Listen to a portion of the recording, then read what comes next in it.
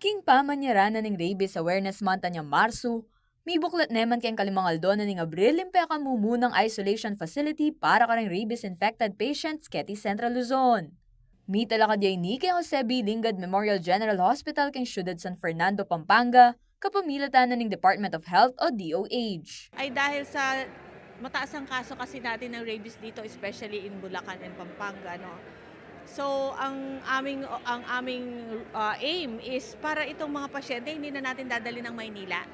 So, kung meron na tayong isolation dito na facility, dito pa lang dito na lang natin sila i-manage ng maayos, no? Dahil sa hanggang sa dumating yung oras na para alam mo na, dahil nga sabi nga natin ito ay 100% fatal. Basic ang datos na ng DOH, miras na kaya 20 metong demete pauli na ng rabies virus keti Central Luzon na niyang first quarter na ng 2023. Ngayon 2024, 8 kataon na naman demeyang ubye keti Region 3 pauli na ng rabies. Kimpaman isplika na ng pamuntok ng JBL-MGH ay Dr. Montserrat Chichoco, malyari ang makayawa at makapanakiting taong infected na ng rabies virus.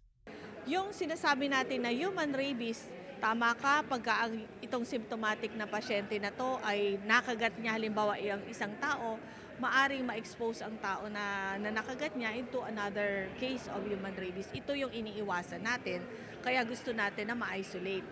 Agpangpakan Chichoco, makasadya na lang ng medical personnel at tumawag kang isolation facility at kumpleto na larin kanurang equipment ang pompanulo.